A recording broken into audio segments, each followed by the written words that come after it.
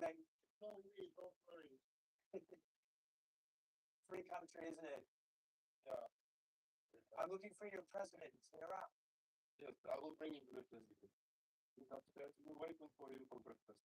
Coming, welcome. To the other. Nice. Everyone. Mr. President, Matt. Hey, nice meeting you, man. How are you doing? Good. Thanks so much for having me. Yeah, Yeah, please join us for breakfast, guys. great.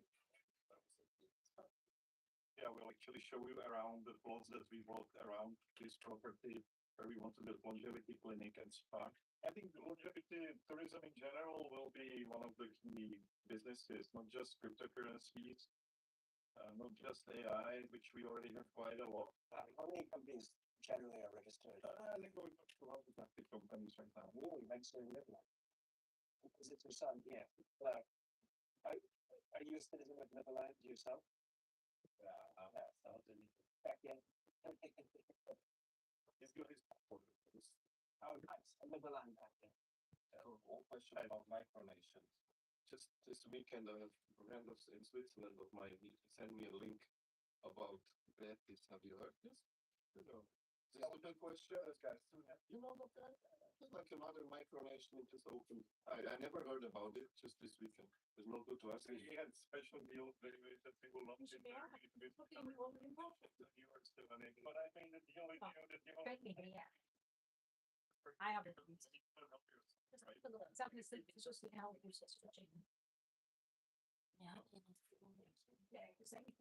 Thank you. You'll find it if you go and look for it. I just did look for it for like 20 minutes and couldn't find it. Okay, so double check my room and then double check yours and sorry for it on the bed. Oh, Russ, I didn't see any of this because I arrived So I need your room a little bit more, love. It wouldn't be so hard. Most modern democracies, everyone has an equal vote.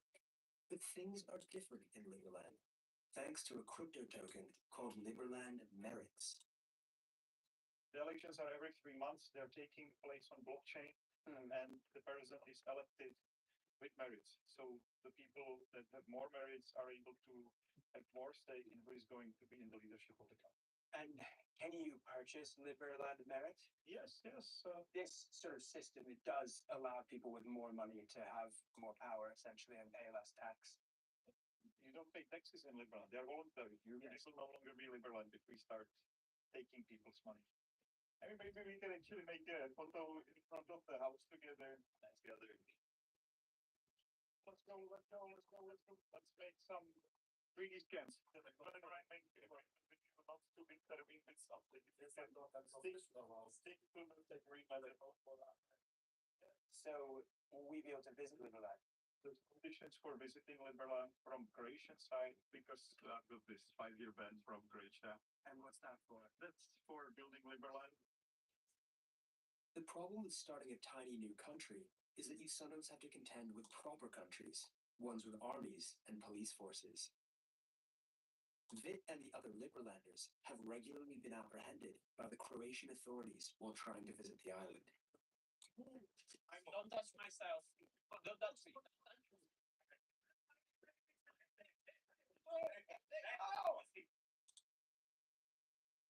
At the moment, the only option for visitors like me is to see the island by boat.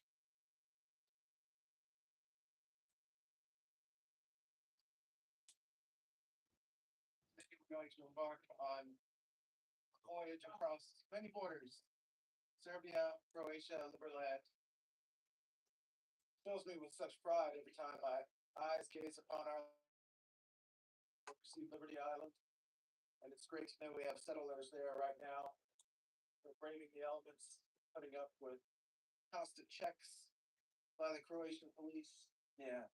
But they still maintain a presence there. And we really have to respect and admire their courage. It's an inspiration to us all. On the day the border opened, August 6th, 2023, I spent 8 days in Liberland. That was a dream come true. The moment I stepped over that imaginary line in the road leading into Liberland, it was just magic. Great. There's our people right there. Wow, so these are the permanent settlers of Liberland down there. Martin's like your whole kind of government right now, really. He is holding the fort. Hey Martin, we have to decorate you. We have two people to decorate today. Martin, we appreciate your involvement very much. I'll hand it over to you during the Christmas party, during the Constitutional Convention. Martin's here for you, for the bravery. This is for you and for your, how many years now? 3 years. Very good service taking care of this ship. We appreciate your commitment to building the freest country on the planet. Thank you, Mr. President. Let's have some drinks downstairs. Let's celebrate that a little bit. And I'm ready to die for Liberland. Please don't. Live, live, live, live, live, live, live, live. Live, live, live to the first place. Courageous. It has become really good DVRs. Like, yeah, like streaming from Liberland Wi-Fi. Is this what Liberland's gonna look like? No, this sounds like I see towering, gleaming skyscrapers with floating public parks. I see waterfalls. I see mountains. So you're gonna struggle with that one, I think. Yeah, I think this is gonna be pretty expensive, guys. our Prime Minister Justin Sun could easily contribute $100 million. He wouldn't mind because it's like 1 week of his personal income with the current term fees. With their new wealthy backers, Liberland may now actually have the money to start building. But to become officially recognized, they'll also need political support. I see some opportunities for us. There are some people in the current administration that are friendly towards Liberland. Like who in particular? I would say Director of National Intelligence Tulsi Gabbard, U.S. Ambassador to the United Nations, Mike Waltz. We met with him. Everything in Liberland is managed through this platform. But Liberland's best chance of getting support from the White House may be through their new Prime Minister, Justin Sun, who's the main investor in the Trump family crypto business. Justin Sun by far is now like the most popular in the system. But not all Liberlanders seem enthused with Justin Sun. Dave, who keeps calling himself the Prince of Liberland, has told me off camera that he isn't too keen on the guy. But Vit keeps telling him not to speak to me about it. BBC, I asked them if they like this one. They sent it, and they're like, it's like, stop yourself. This is nice guy. Yes, I'll be professional Dave again. Professional Brits. Yes, they still want to keep your Brits. Okay, I'm set. All right. I'm an architect from Switzerland. I'm following this project since 10 years. I do the survey work with the drones and What's in your back pocket? University of Liberland Adventure Center, founded by Prince David of Liberland. Are you the Prince of Liberland? people say I am. Do you know any other Prince of Liberland? No, you're the first one. Yes, because it's me. I've noticed that he gets annoyed at you when you speak about the Prime Minister, Justin Sun. Not everybody has to agree with the president, like any other country. What was it specifically that he was annoyed with? It's a small country, so if people just say whatever they want to the BBC, it gets out there. And Is this something that you're not comfortable talking about? I mean, I'm comfortable to talk about, but money rules the world like everywhere, and just sometimes money is the best money. Dave may not think Justin Sun's money is good money, disagree with him being Prime Minister, but there's not much he can do about it. Dave has less money than Liberland's billionaire citizens, which means fewer Liberland merits, which means his opinion is worth less. Does this show the perils of replacing democracy with governance tokens that can be bought on the blockchain? Is Liberland really about liberty for everyone, or just people who are really, really rich? To find out, I'm speaking with Liberland's Interior Minister, who has just invited me for a ride in his brand new Mercedes. The King Kong likes this car the most. Really? Mercedes as a brand, yes. Why does he love it so much? It's his favorite brand. Okay. A man of taste. Yep. And how does he get them in? If you have money, Mm, you can do whatever you want. Ivan Pernar started his political career as a controversial Croatian MP who was notoriously kicked out of parliament for spreading conspiracy theories. Upon leaving, he met Vid, and shortly after became Interior Minister of Liberland. My job is to ensure your freedom. Freedom of choice, freedom of speech, freedom to say what you believe. Liberland is a project which attracts people on ideological level.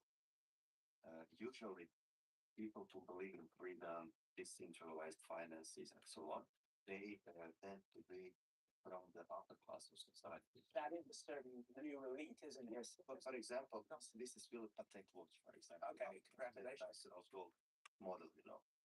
In England, there are high taxes on such luxury items. This is one of the things why people would like to come to this country. But only people who allow to own the project. Yes, if you make no zero selection, and you say whoever comes on board is welcome, Yeah. you would end up like we don't want that. And so you get to decide the majorities Who on board? who comes into the castle, basically. Yes, but, you have to be picky. So it's liberty, but It's for selected Some- few. some people have more liberty than others. Yes. Because it does strike me that one of the main merits that allows you to have power and influence within Liberland is money, right? Of course, of course. Right, of course. And Okay. if you leave a bunch of bums Mhm. in your country Yeah. without anything and who just demand something, then on the other hand, somebody's got to pay for that. Could taxation as a redistribution of wealth be seen as a way to give more freedom to people, give more liberty to people? No, because there was some story about wildlife reserve of America. There are animals there, and it's written, don't feed the animals. Yeah. Because if you do, because of them, they will lose ability to feed themselves, Right. to find the way. And the same is with people. You like liberty, right? That's the whole thing. Economic liberty. Yes, okay, well, the system that you are describing denies more people economic liberty than the system that exists in most Western nations today. If that is your opinion, you can have it. Although I will disagree. Is liberty wealthy, is that really a just way to run society? Look, that's a very tricky It's question. a very limited No, you liberty put to me- go around. Now you got me in a situation where I have a hard time to answer, but I would say correctly, only people who have economic freedom can indeed be free.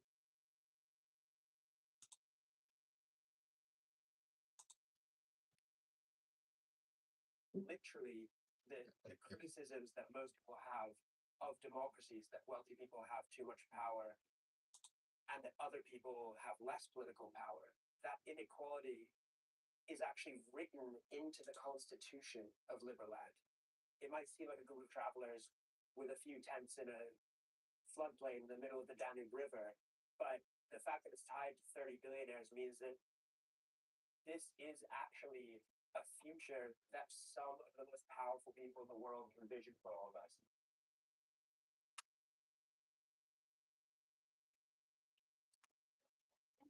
Around the world, new blockchain nations, just like Liberland, promise to eradicate taxes and government regulation. From Prospera in Honduras to Peter Thiel's Seasteading Institute, what drives these projects is a wall of cash in the form of billionaire investors and venture capitalists, emanating almost entirely from one place, Silicon Valley.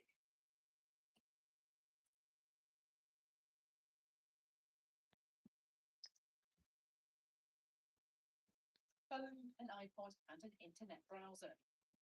We've all gotten used to the idea that products from Silicon Valley,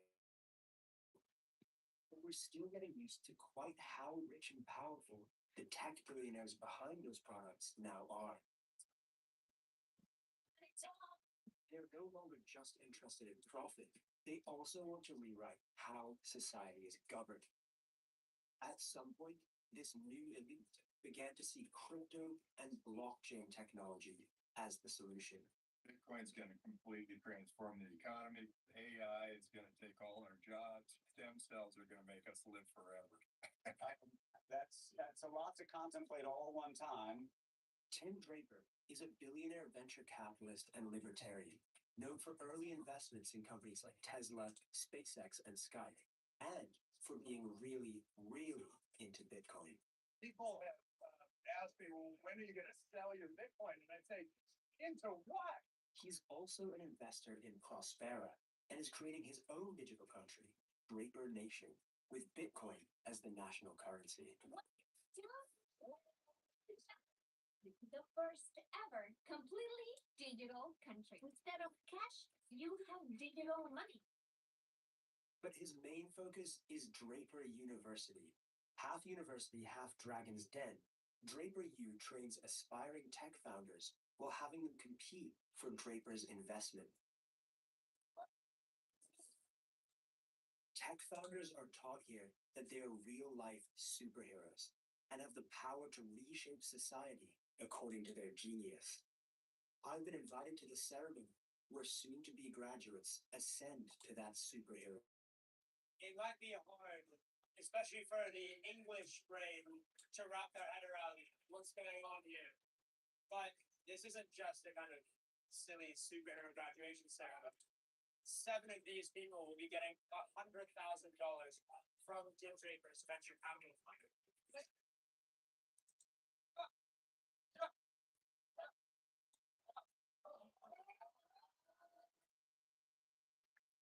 Justin Sun himself was once a student of Draper University. I want to find out what it is about this place that may have led him to think he was a superhero with the power to reshape finance and politics.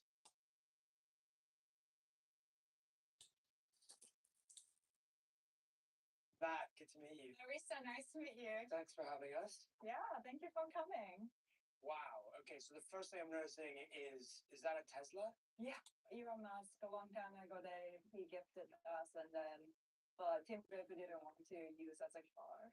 Wait, so Elon Musk gave you this Tesla, Yeah. and you decided to cut it up and use it Yeah. as a reception desk? Yeah.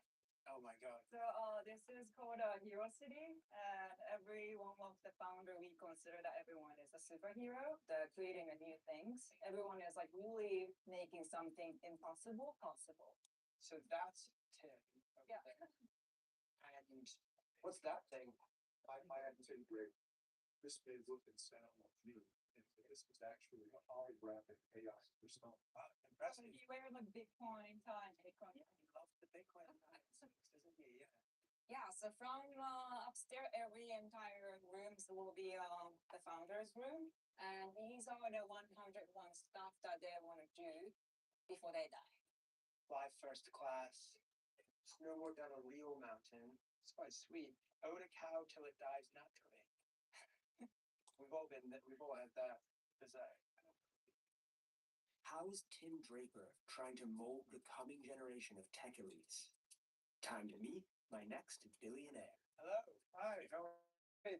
Hi, Tim Draper, nice to see you. Thanks very much for having me. Great, happy to have you here. Around 10 years ago, the view of Silicon Valley and of the tech industry was so positive and exciting. Recently, it's that perception for some people is almost like flipped, and they see, Silicon Valley is almost evil, like it has some kind of sinister intent. I think what happens is entrepreneurs, they go out to transform the world. And as they struggle, people are sort of cheering them on. But when they become successful, there's this weird backlash. All of a sudden, it's like, wait, why is that? Why does Jeff Bezos have $300 billion and I don't? Well, look what he's done for you. I thank him every day. If I need a toothbrush, I can get it in 4 hours just by Right. it's off.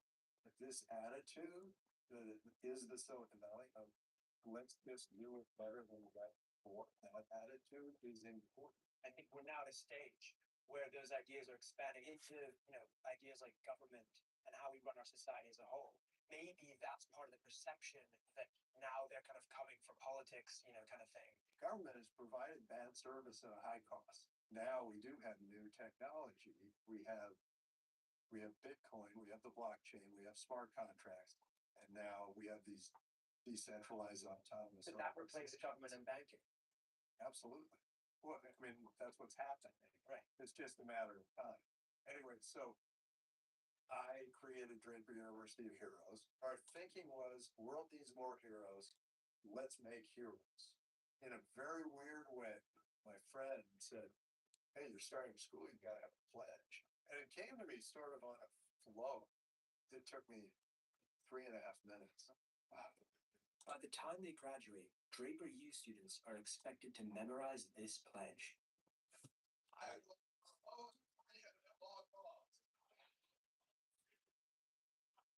On the final day of the ceremony, they recite it before pitching their business ideas to a panel of investors.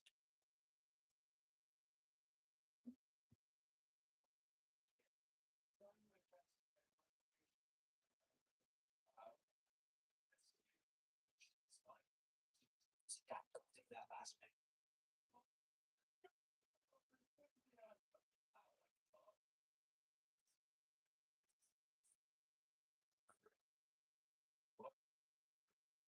This is like a normal day out for a venture capitalist. No.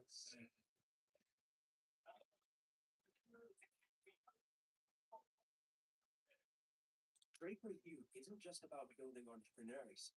It's also about making sure that the next generation of tech elites share his libertarian worldview.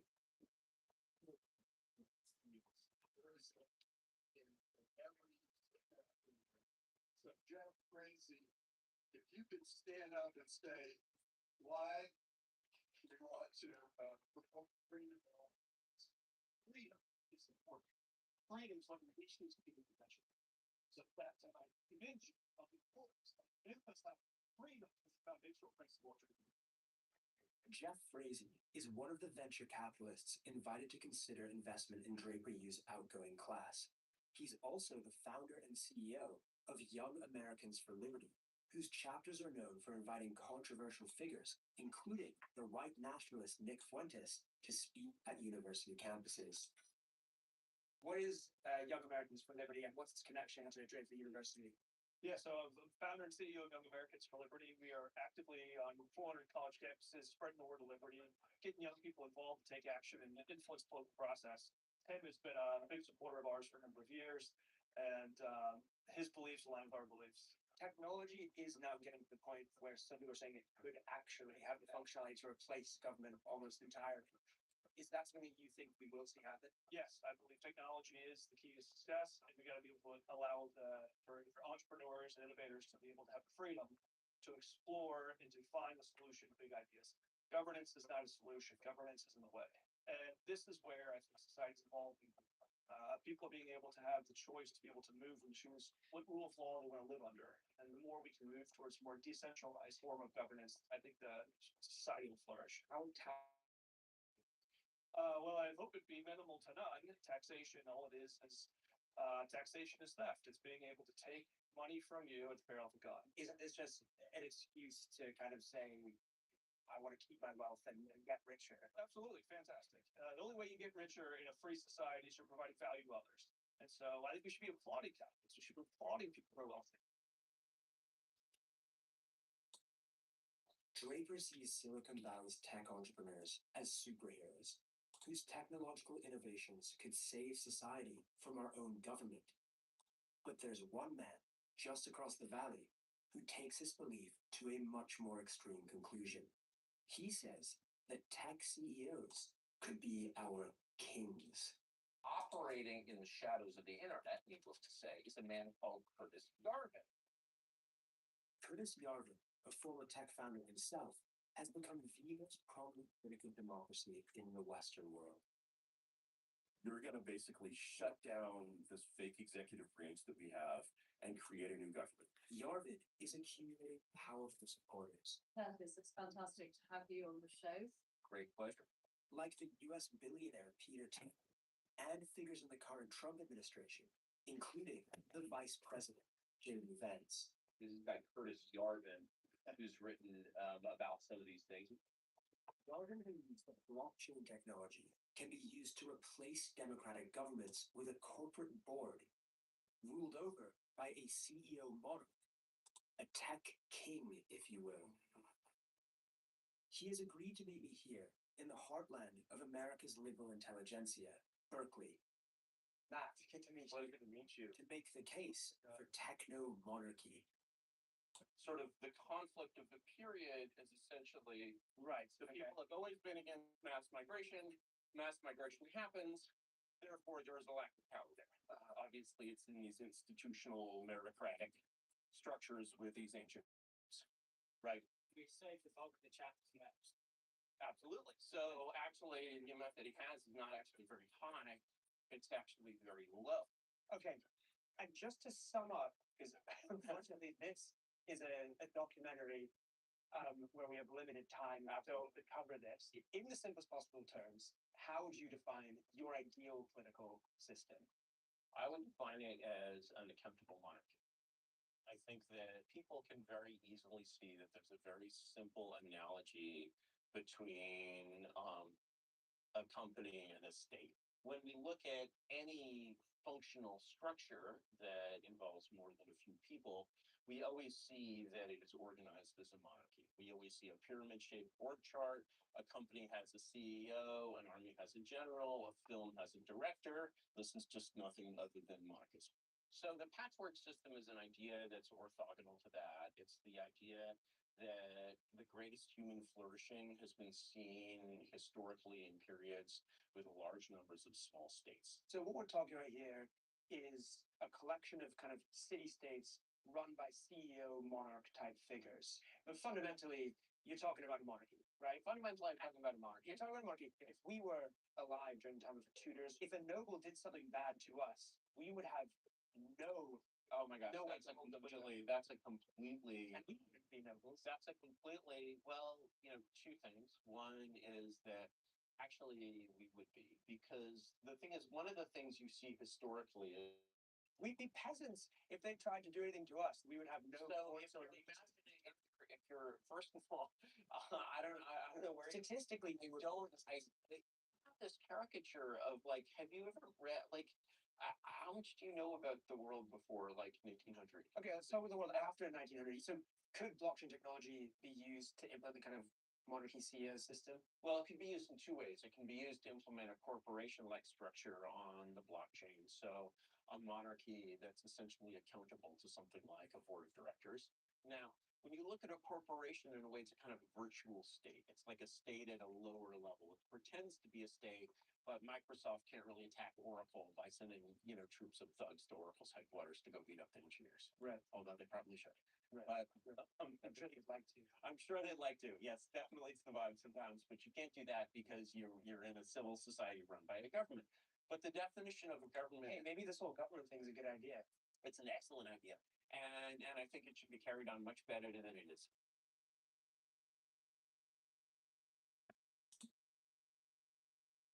Up until now, from Justin Sun to Liberland and Tim Draper, everyone has been telling me how blockchain technology and cryptocurrency can free us and our money from government control.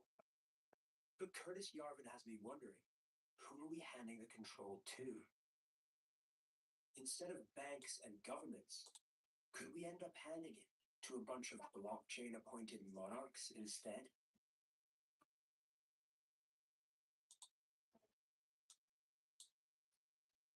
The answer to this question may lie in Singapore, where the most powerful figures in crypto are due to gather this weekend. This is the biggest cryptocurrency conference in the world. It's called Token 2049. There are 25,000 attendees from over 160 different countries. They've all come here to Singapore just for this. And one of the main sponsors is Justin Sun. One of the headline speakers is World Liberty Financial, the Trump family's crypto venture. World Liberty Financial is a crypto project set up by the Trump family, supposedly inspired by the president's vision. President Trump's special envoy to the Middle East, Steve Witkoff, is a co-founder emeritus of the company. World Liberty Financial is run in part by the two men's sons, including Donald Trump Jr., Eric Trump, Barron Trump, and Zach Witkoff. It's in this Trump family crypto venture that Justin Sun, poured over $75 million. As I wait for Trump Jr.'s speech, the conference gives me a taste of just how much money there is in crypto. What do you think? What do you think? A lot of it is giving the vibe of like a small slot machine casino. Like everything's rewards if you like sign up, and you know it's all very. I don't know. It's giving casino. Please press the go button after you're. It's a bit slower than playing with a human. Would you like robots to stay in the background or stand beside people as visible partners? I'm asking the questions here. I think Touche, Matt. it's all about seamless payments, global freedom, untraceable wallets. It's like, why does everyone need all their money to be so untraceable? Like, what's everyone up to? Everyone here seems to agree that the government can't be trusted with our money. We want to trust the government, but at the same time, we know that we don't want to trust them. So I think that will have to be decentralized systems. Like, no government controls you, and I've had some problems with the government. So there will be this one world leader that's gonna drive down to the masses, okay? That you cannot buy or sell unless you got this mark, 666. And that is trackable using blockchain technology. There's a new world order coming with a satanic sort of vibe. This golden age, the new world order is coming to power soon. Okay, and with this person in power, he will drive down this digital. Who is the person? He's yet to be revealed. Okay. Of course, right. Yeah, got it. Satanic conspiracies aside, people here are serious in their belief that crypto is the way to free money from government control.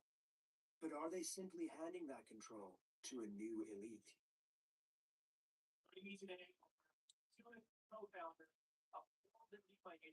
Donald Trump Jr.'s talk on World Liberty Financial is about to begin. This is the single biggest story in crypto.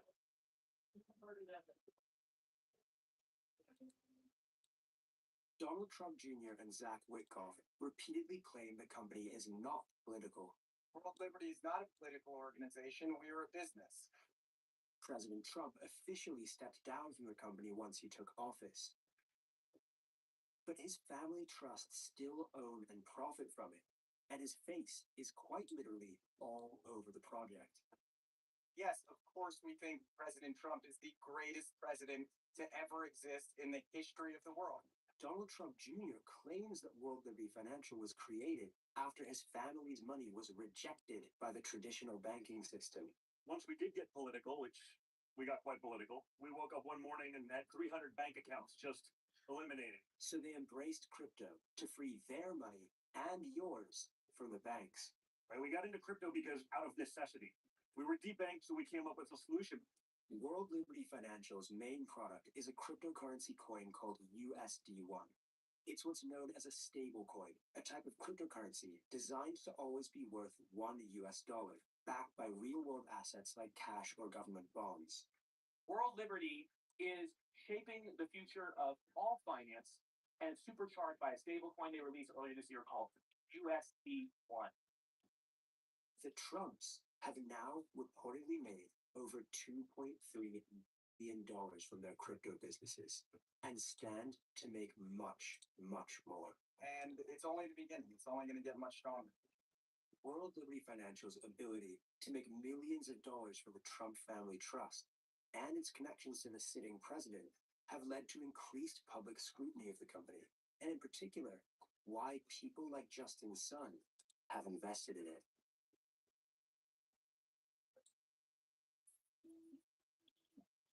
Back in 2020, under President Biden, the U.S. financial regulator, or SEC, began to turn its eye towards the crypto industry. They claimed it was rife with fraud and criminality, and began investigating those they believed were responsible. One target was Justin Sun, and in March 2023, the SEC charged him with fraud, claiming he manipulated the price of his tokens and hid payments to celebrities who promoted them to the public. I pledge to the Bitcoin community that the day I take the oath of office, Joe Biden, Kamala Harris's anti-crypto crusade will be over. One day, one I will fire Gary Gensler and appoint a new SEC chairman. Then Trump was elected, and shortly afterwards, Sun invested in the Trump family crypto project, World Liberty Financial. Shortly after that, the SEC, now restaffed by Trump with crypto-friendly appointees, Really honored by your trust and confidence that you placed in me. paused multiple crypto-related investigations, including Sun's. Within a year, the case was dismissed, and Sun paid a $10 million sum as part of the settlement. He denies the charges.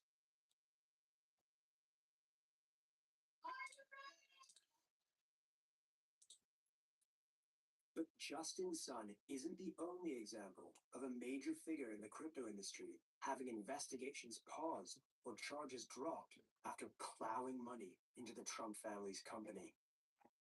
In August 2024, CZ, the CEO of Binance, the world's largest crypto company, began serving a 4-month prison sentence for crimes related to money laundering. While in prison, Binance set up a $2 billion deal with an investment firm linked to the Emirati royals. The currency used in this deal was World Liberty Financial's USD1 token, reportedly generating the company between $40 and $80 million a year.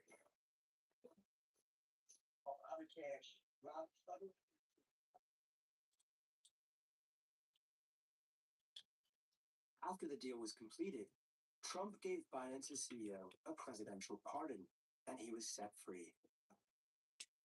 People started to ask if these two events were related. How do you address the appearance of pay for play? Well, here's the thing. I know nothing about it because I'm too busy doing the other. But you I got can only tell you, a I can only tell you this. My sons are into it. I'm glad they are because it's probably a great industry, crypto. I think it's good. You know, they're running a business. They're not in government. I know nothing about the guy. Donald Trump is clear there is no connection between any decision taken by the SEC and the investments in his family companies made by either Binance or Justin Sun. I wanted to get Sun's take.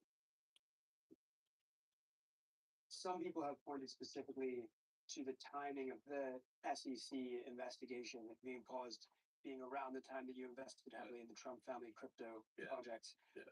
What is your response to those allegations about the coincidence of that timing?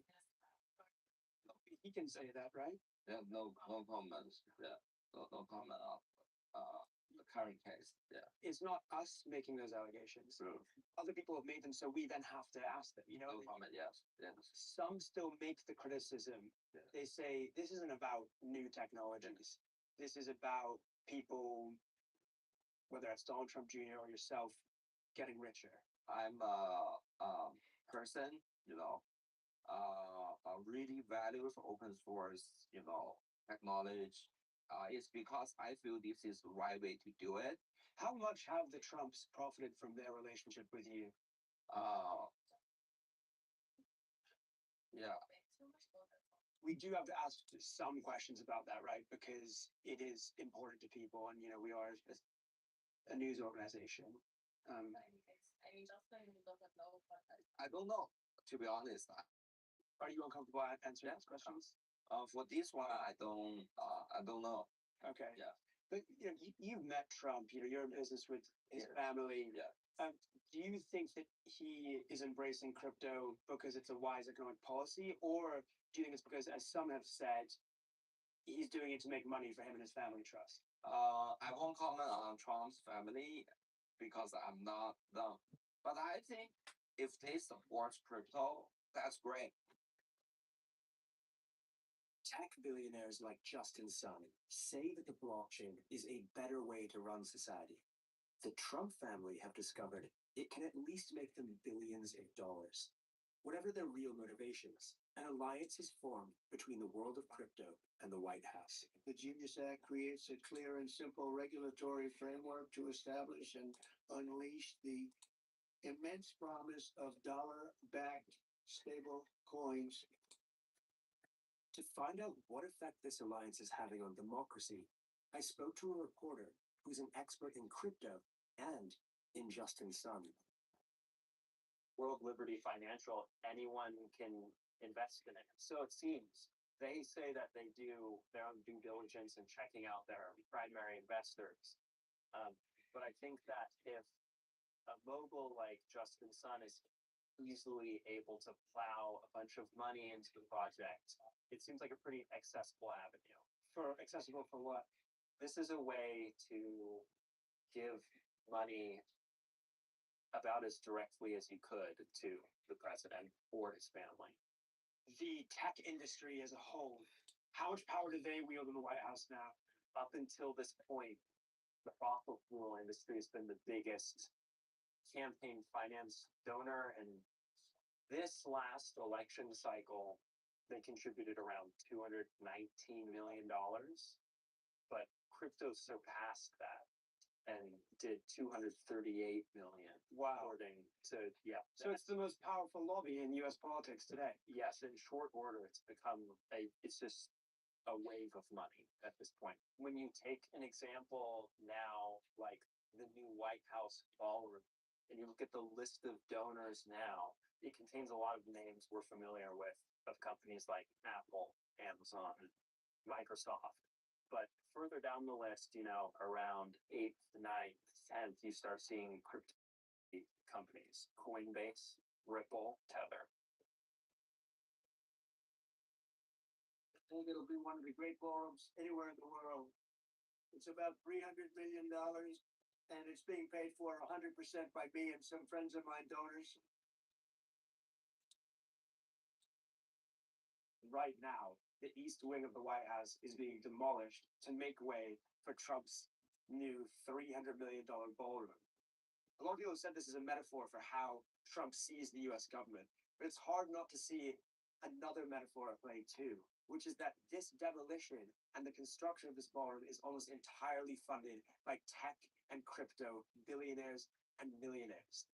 And a lot of them don't just want to demolish the White House, they want to demolish the very economic and political structures that underwrite our entire society. The question is, what do they want to demolish it for? The promise was decentralization, freedom from the old power structures. But look at who's getting rich and who's gaining control. Every example I've seen ends in wealth and power flowing to whoever controls the technology. Our governments and financial systems are imperfect, but by tearing them down, are we simply handing their power to a newer, less accountable elite?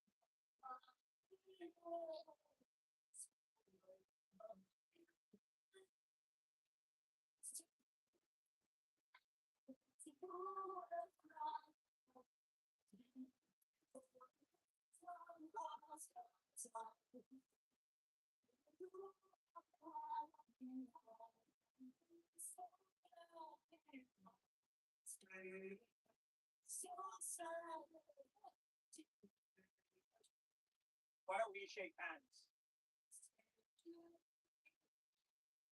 Excellent choice, Matt. Accept my hand. Don't worry, robot grip is set to polite. Ready for the handshake? I'm ready. Never been readier. Still ready. Firm handshake. Take that. Take that. Sure. Slot it in there. Oh, there we go, Matt. Handshake complete. Not bad. Right. Did I practice my signature for autographs next?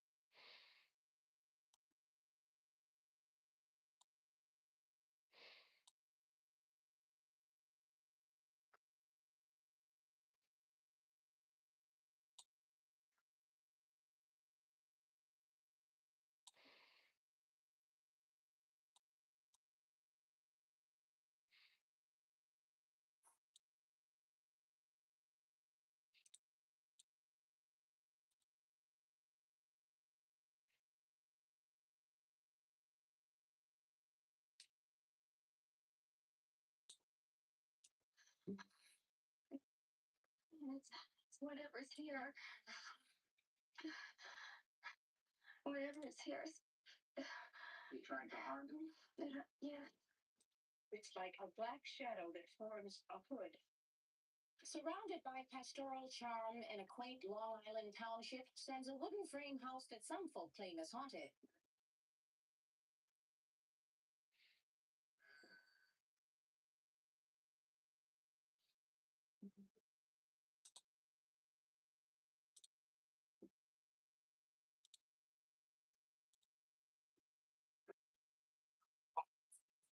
Kathleen Lutz are with us this morning to talk about what happened in Alleyville. Within a week, Kathy's hand had been touched by something that we discussed and couldn't explain. It was just something unseen. We also had hordes of flies that would appear within the rooms. You played George, I believe. You did research this. I realized what I was getting into. The Amityville horror is an experience in terror you never forget.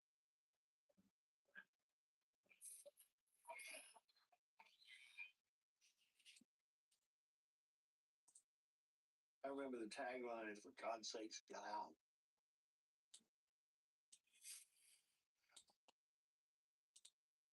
You plan to show the movie here? No, we don't. Our people put up quite a stink, and the distributor agreed not to show it in Amityville. People forgot the true tragedy of really what happened.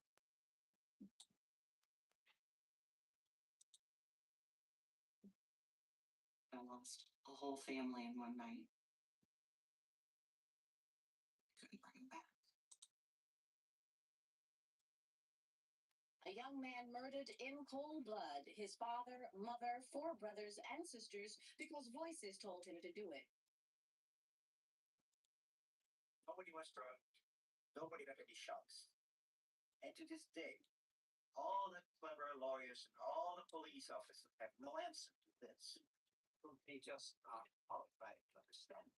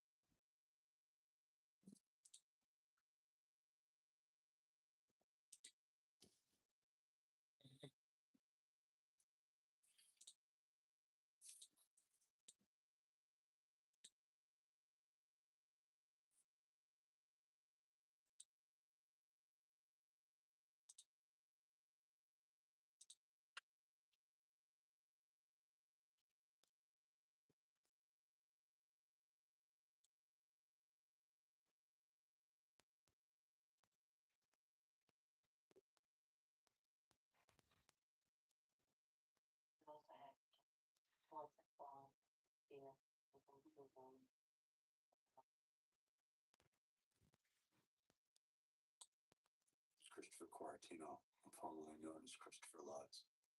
Kathy Lutz is the Amityville Horror. It's called A True Story. And what really happened is, to me, more traumatic, and it was something that I would like to have just forgotten about. Unfortunately, I wasn't able to do that, and now it's time to set that record straight.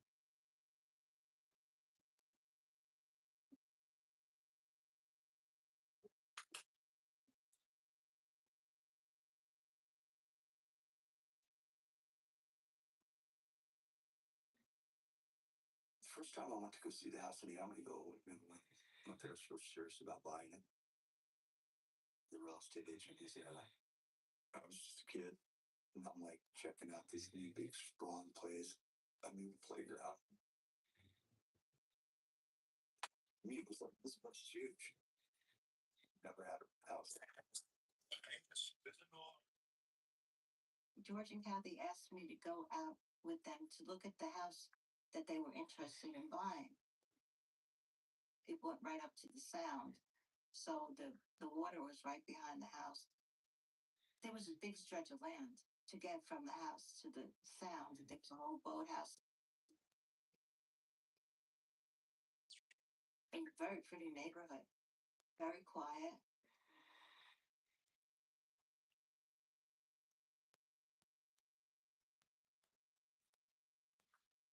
They gave me a camera and they asked me to take pictures of the house. We spent a good hour or so walking around the house because it was a big house. We walked in and there was this marble floor, a beautiful banister going up 3 stories. And you could look from the foyer and look up and you could see the balcony on the 3rd floor landing. It was beautiful. The house was gorgeous. You'll see what a beauty this is.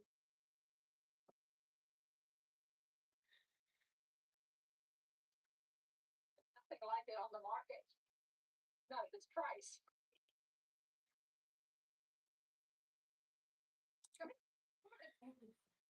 Impressive, isn't it? And Patty walked in the front door, she just had this smile like this was it. I just got the house strong the first time I saw it.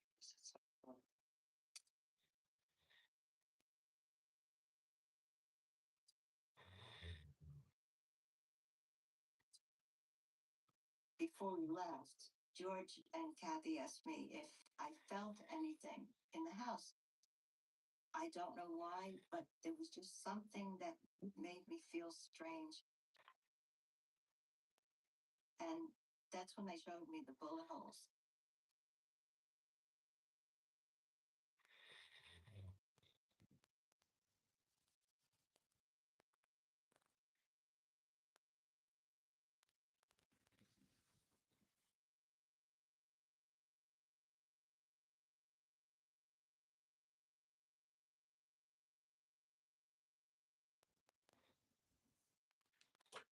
When George showed me the bullet holes, he was absolutely laughing. Not because of what had happened, but for the fact that he did not believe that there was anything in his house that would stop him from buying. The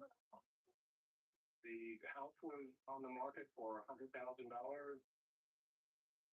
We made an offer of 80. It was accepted. And we moved into this beautiful 4,000 square foot home. On the water with a heated pool, full basement, boathouse, garage, and we thought we were home.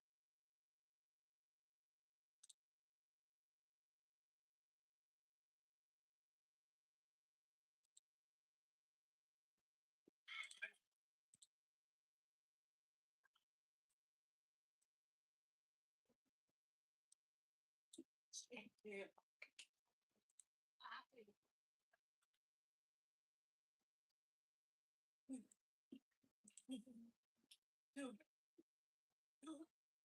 My mom got divorced. I wrote that when I was about 5. Mom was Irish, dad was Italian.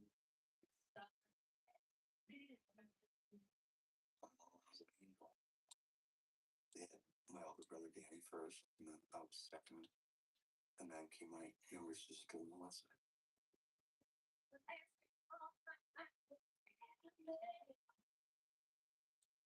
After the divorce, mom, she was working as a waitress. George used to come into where she'd work and sit in our section, and he was fond of her. One night, her car wouldn't start. She began to walk home. George showed up to the hero on his Harley. Pretty soon, mom sold her house.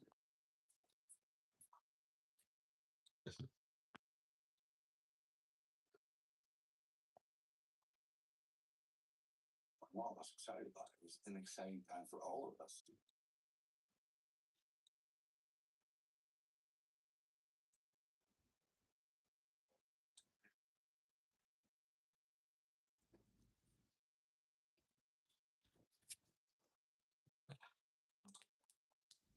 On the cuff of my jeans, all my jeans, I had angel wings with Harley Davidson in the middle. They were like 3 inches wide, an inch tall. And this guy next to me is looking at my cuff and says, "Hey, you ride a motorcycle?" I said, "Yeah, I have a Harley Davidson." He said, "Yeah, so do I. My name is George Lutz." He said his grandfather owned a surveying company, and he was now running the business, which gave him time, I think, to hang out on the Harley Davidson.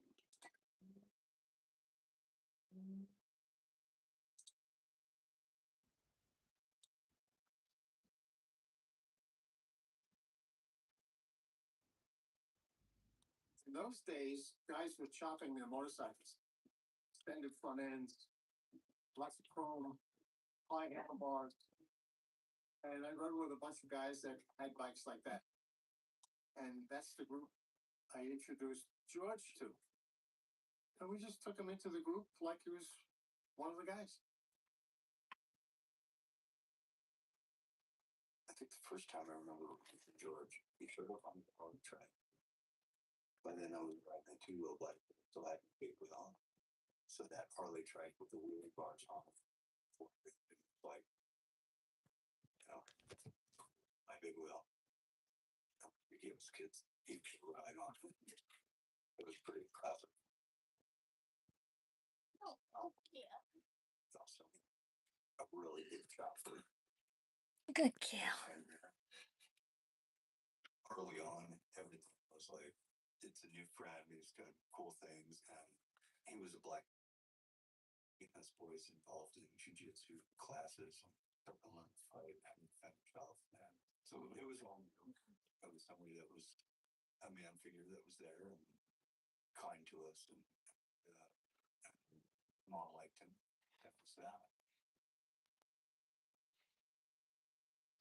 After he married Kathy, the children looked like they were very happy with George. They got along with him well. He seemed to be a very good father, especially to the boys. I think Danny was 9, Christopher was 7, and Missy was 5, and she was adorable. All the kids were really nice. Kathy was a very good mother. She was a very sweet, innocent, beautiful, beautiful person. George and Kathy were young parents.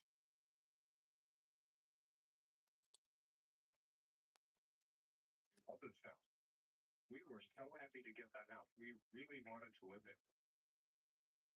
There was such a desire on our part to move in and be a family there.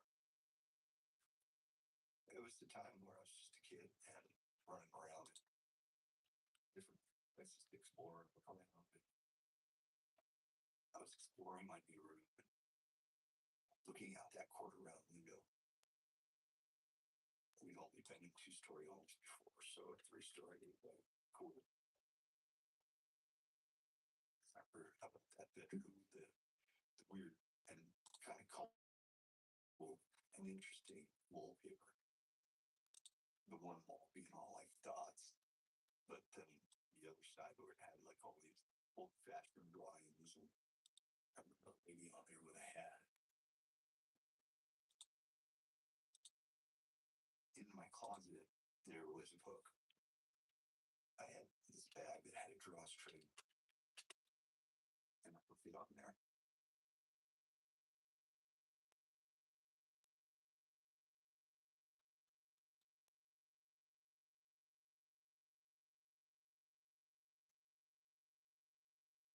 The weight of it caused the paneling to tip forward. And that revealed like an area that was behind it.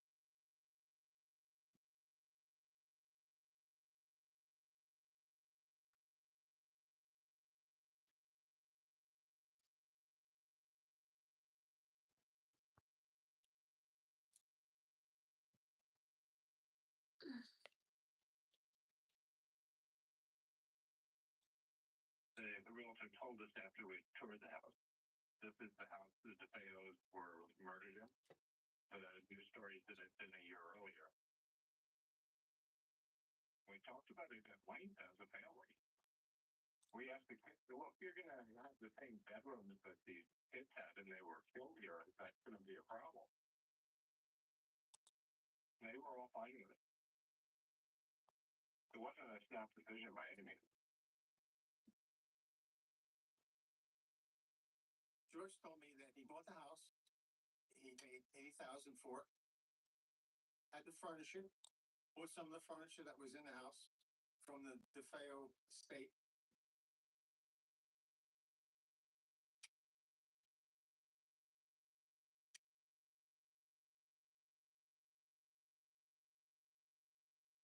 When he first saw the house, there was still some blood in some of the room, some of the furniture. It was kind of strange.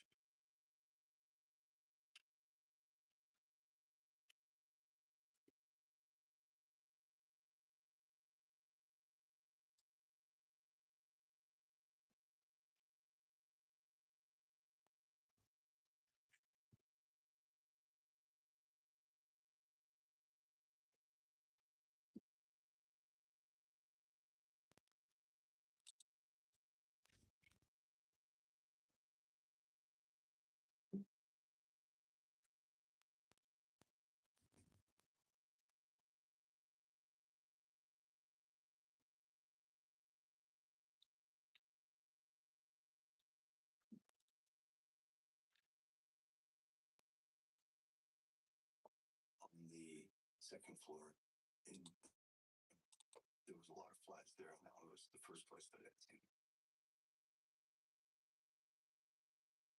There was times when you'd feel a chill.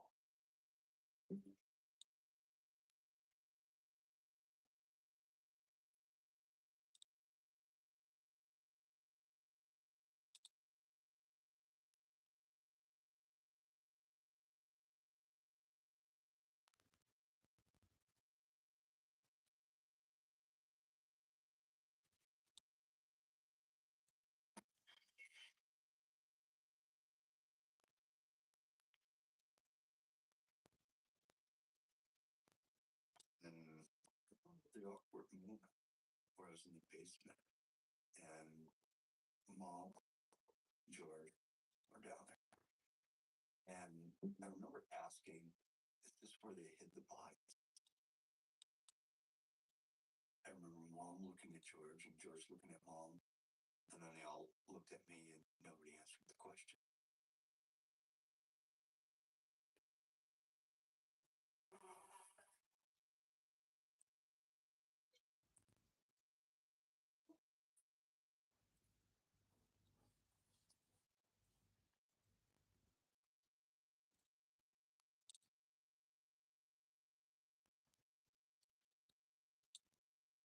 George was into this new thing that I didn't know anything about. It was new to me anyway. It was called transcendental meditation. We would sit in a specific position, sitting on the floor, legs crossed, arms open, and on his fingers in a weird way, and say these sounds.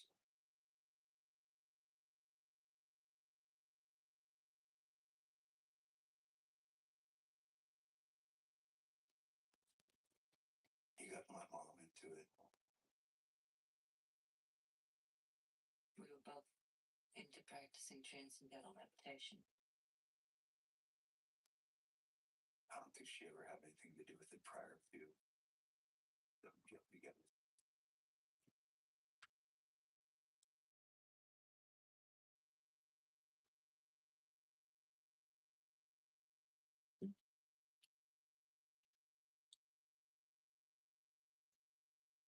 It was a pretty regular thing that they did. They would want time to be able to do it in order to be quiet. Whether it was up in our own rooms or outside, or I recall them wanting alone time to meditate, they'd say.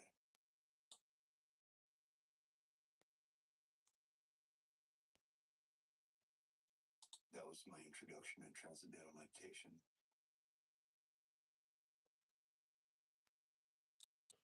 He had me doing it with him.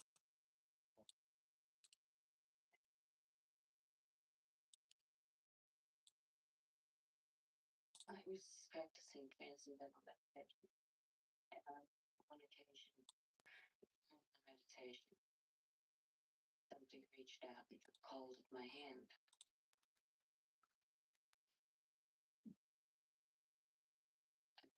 Description for it was a touch of a woman, simply because you could feel the softness, yet you knew there was something strong. I think she was kidding when she reiterated it again. I believe it. She was concerned enough to tell me about it. We really put it down to just being overtired and moving in. We moved in a week before Christmas, 1975, so we were very anxious to get set up for Christmas. We had a lot of company coming the following week.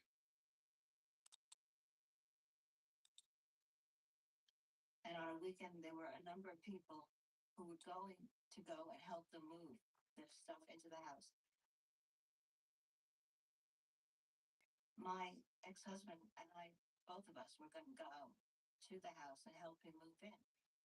When we got to the house, I just became violently sick. I got very dizzy. I felt very nauseous.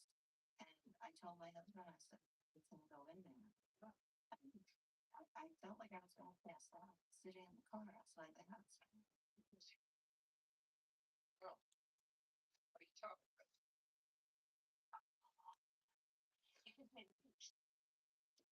Georgians have wanted to have like a housewarming holiday party together.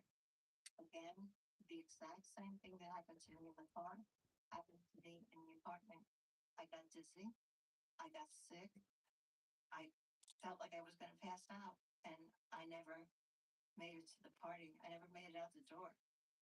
It was just an unbelievable feeling.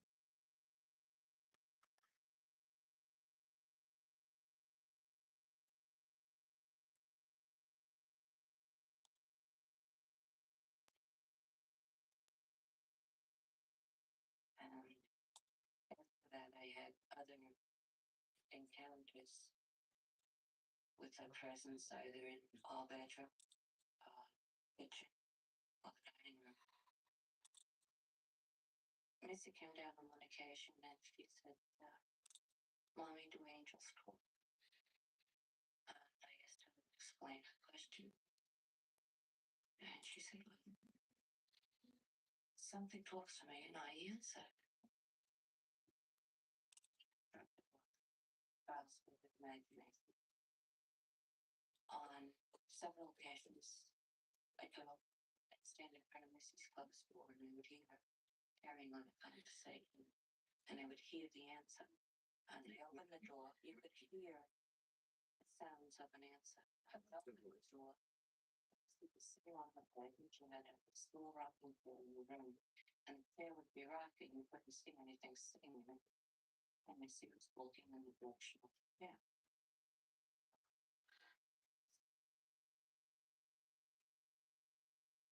And then Missy told us about Jody.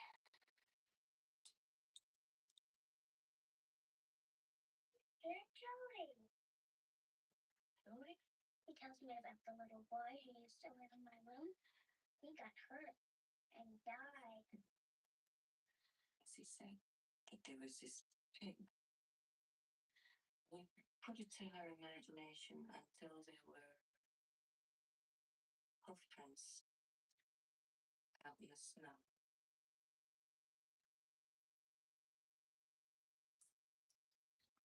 From the house, through the snow, out to the river, and right off into the water.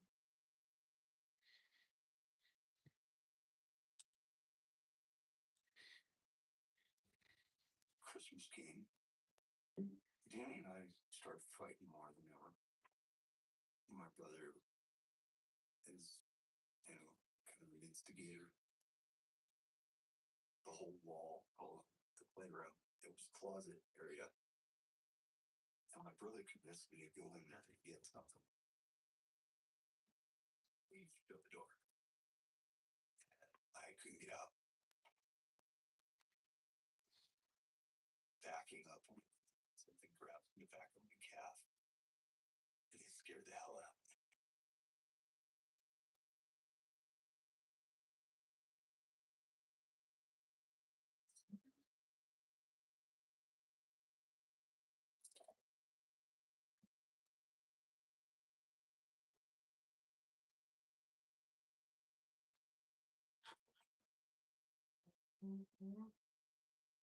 I met George in '73, and we spent a lot of time together.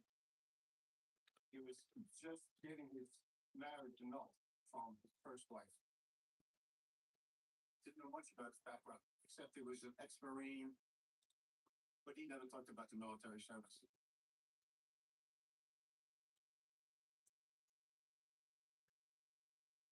George did say that he served in Vietnam. There was something that he didn't want to talk about when it came to his service in Vietnam.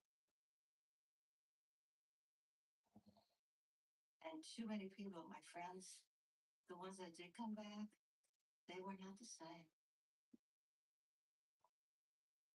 Over 1,000 Vietnam vets came here to horribly sick and should end. The protest was angry and more passionate than most because these vets were with us. The men have a flair for drum. In fact, the medals they won Vietnam, they were still unsatisfied. The Vietnam veteran is a fascinating and tragic figure in American history, particularly in the 70s. And they carry the guilt of this absurd and useless operation. And they don't return home to any kind of homecoming, any kind of celebration.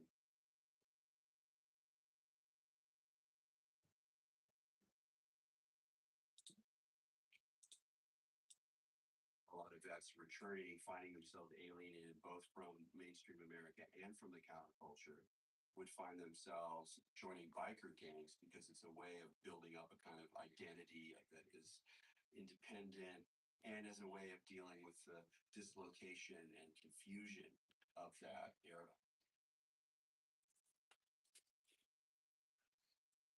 Logic of biker gang is not dissimilar than a platoon. That sense of camaraderie in a hostile universe, it carries over into a biker gang, where you're really there for your fellow bikers and there's an incredible tight bond. So in a way, they represent the profound and painful contradictions of the era. A couple of guys in our group were veterans from Vietnam, but they never talked about it. They just enjoyed the camaraderie and the motorcycles. George's gas tank was shaped like a coffin. It was also painted all black. That says something. He made sure the trike was his own. George had himself painted in the prone position with George laying on the coffin tank, like he was in a coffin.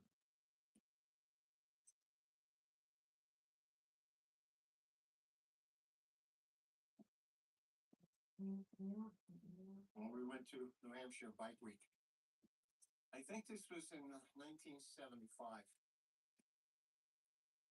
And one of the guys said that his brother-in-law had moved to Where's Beach.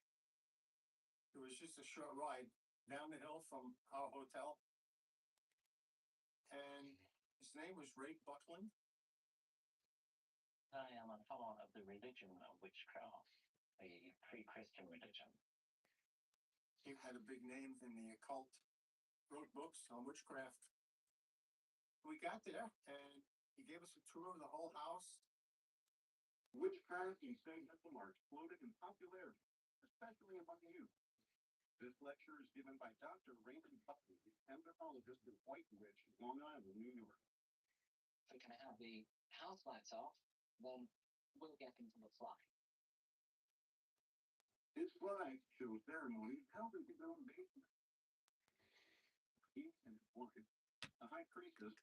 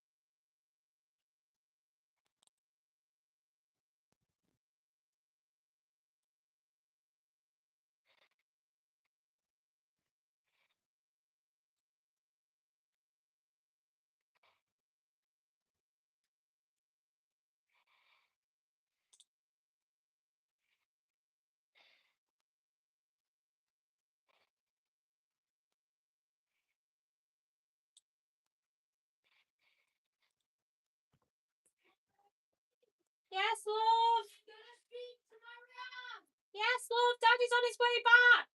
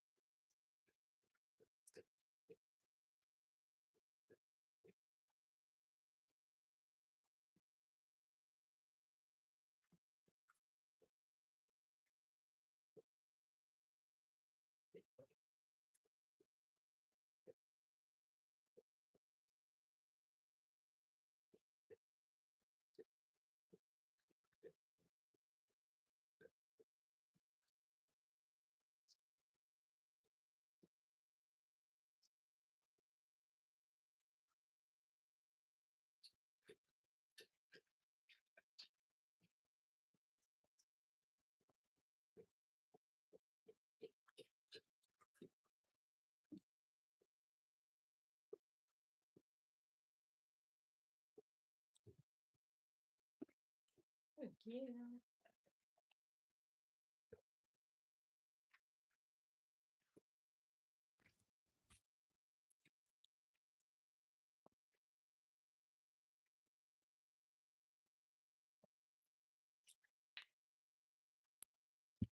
Yeah, can be fun.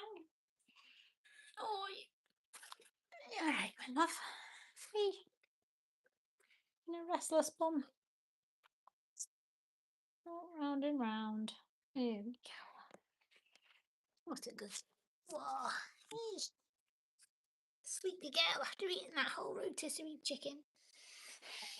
Oh, big sigh.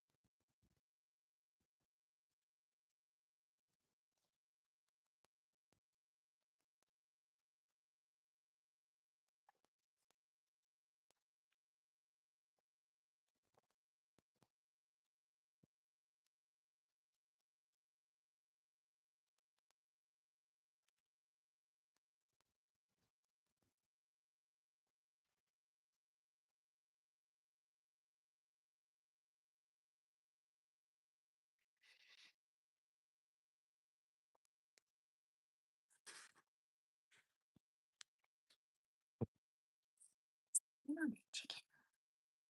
Hey.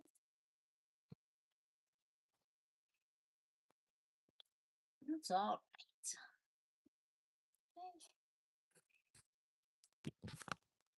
Hey, my baby. There's a good girl. Oh, yes.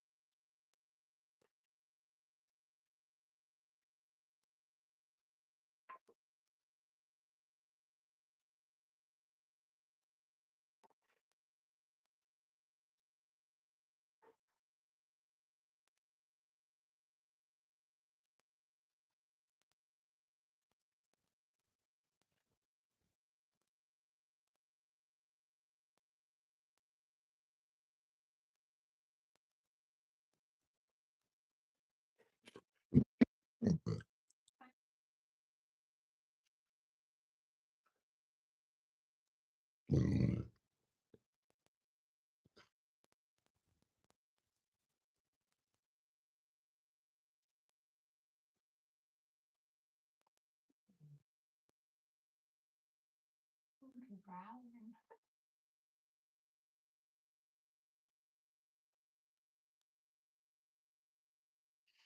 Okay,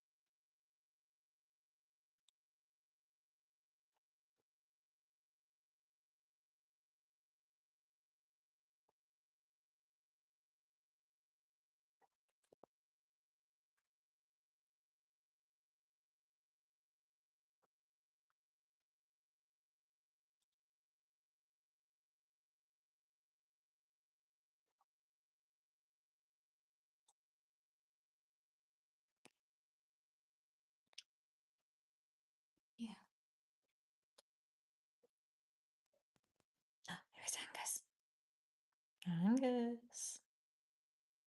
Angus.